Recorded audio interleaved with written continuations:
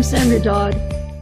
I'm talking about unschooling today, and I have a website called sandradodd.com/unschooling, but if you get there, you'll see the unschooling section. I've been unschooling 3 children my own for a long time, and I've been in contact with a lot of other unschoolers, so a lot of the stories I have are not just necessarily my children. Unschooling is very related to the open classroom from the 70s, from the school reformers, who said it's not good that children should only learn from a curriculum and in one room, lock them up in a room, because the things that they're learning about are right outside the building, right outside. You can see real trees instead of looking at a tree in the book. And so in the 70s, especially at the University of New Mexico where I was going to college, there were people who had come up with the idea of the open classroom and had a textbook on the open classroom, which is interesting. So I'm paying money to sit in chairs and learn about how people really shouldn't be sitting in chairs, but it can't be helped. So when I went out to teach, which I did in my own hometown in Española, where I grew up, I went to teach English, and armed with all these new ideas about unschooling and about not unschooling, about the open classroom and alternative methods, it turns out they don't really work unless everyone involved is interested in doing that, wants to do that. And the reason they worked in the lab schools is because lab schools are associated with universities, and so the teachers and the students and the parents of the students are all into them being in that lab school, in a school where all of the teachers are college of education people or grad students, whatever. But when you get into a regular public school, where some of the parents can't even stand school, where the kids don't want to be there, where some of the teachers don't even want to be there, nothing like that will work. Creativity and things that take enthusiasm and joy kind of shrivel on the vine. So I did what I could. I mean, I did alternative things, but kind of halfway between the kids not wanting to do it, excuse me, and the frustration I started to feel about seeing that wasn't going to work, it kind of took the wind out of my sails. But after I was older and had my own children, I thought, this is a totally doable thing. And I was in La Leche League and had 4 friends who were homeschooling. 2 were, one family I didn't know very well, and one family was military, and they were doing school at home, where they bought a curriculum and they sat down at the table and they did their lessons. And 2 of the families were unschooling families. And we were in a babysitting co-op, so I saw these kids in all different contexts, out in public, at their houses, at my house without their parents and with their parents. And of all of those families, the kids who liked their parents the best and who were the most fun to be with, who were the brightest and the most curious and interested, were those unschooling kids.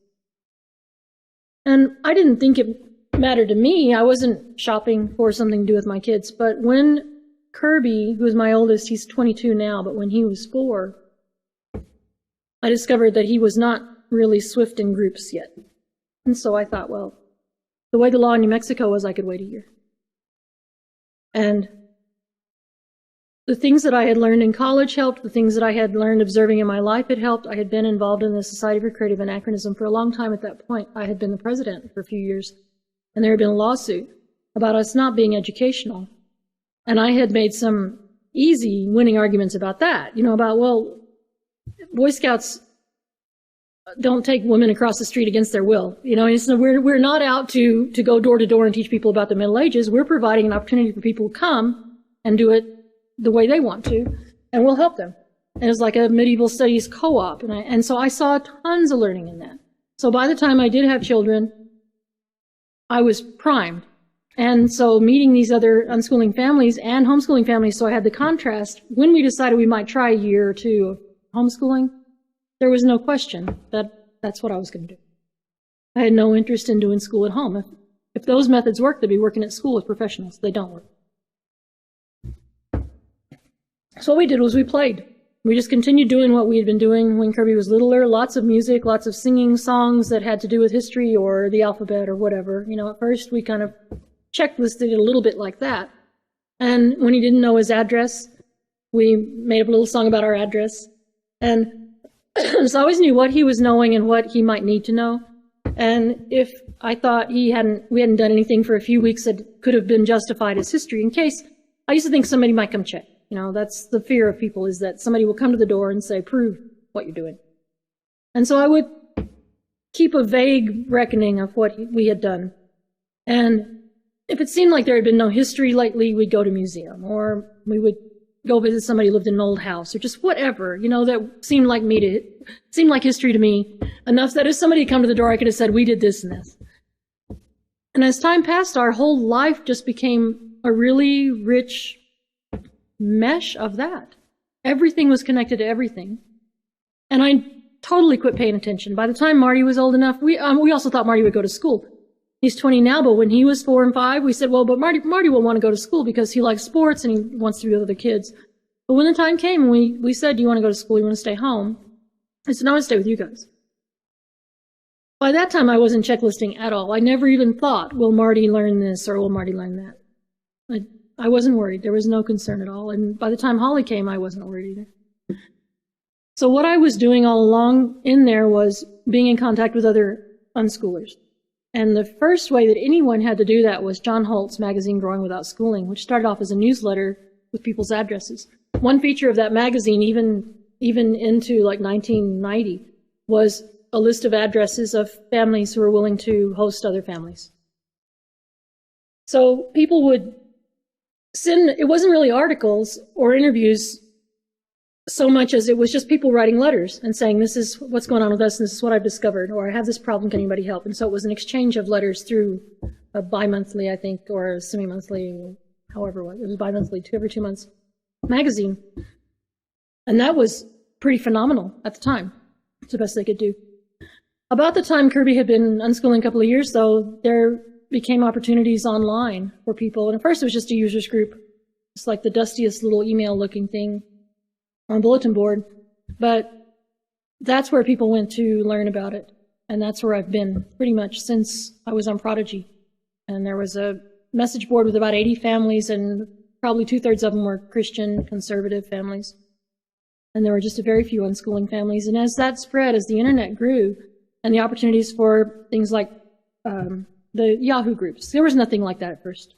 If you wanted to mail something to everybody, you just had to pile up email addresses up to 50, and you could mail 50, and then you have to mail the same thing to the next 50 people, because I used to run a newsletter, and that's how we did it. As that evolved, I also learned more about unschooling from other families who were doing it, and they learned from what we were doing, and so we just pooled everything we knew. And from that, it became a huge resource. And now, if someone wants to learn about unschooling, they can go online and read more in 15 minutes than I could have read in the whole earth when I started. So it's pretty nice. When I saw that people wanted to know how to do it, we tried, several of us who were active writing in those days, we tried to figure out what the basics were, what you need to tell people. And none of us wanted to make a curriculum. It wasn't like, we'll teach you how to not use a curriculum. By this curriculum. That wouldn't make sense. That sends people in the wrong direction for a while before you bring them back. So let's just find them right where they are. So we said what it takes is for the parent to change. The parent has to learn to see the learning in things. And that's hard. And school trains that out of people. School tells you that you need teachers and you need books and you need somebody to tell you what you need to know. Then you need to have proof that you know it by taking a test. And I think anybody who's ever been to school and taken tests can remember very little of the actual facts. And a lot of the facts changed anyway. You know, they've changed their minds about this or that scientifically, and borders have changed, and Tanganyika and the Soviet Union are not to be worried about anymore. Not that we were worried about Tanganyika, but I learned to spell it. So I just never separated what I knew and what I was doing from what my kids were doing. And that helped. So it was fairly seamless for me. My whole life had been about learning and about education. That's what I always wanted to do from the time I was 6, was be a teacher. My other backup plans were to be a missionary or a journalist. Pretty much I cover those 3 every day.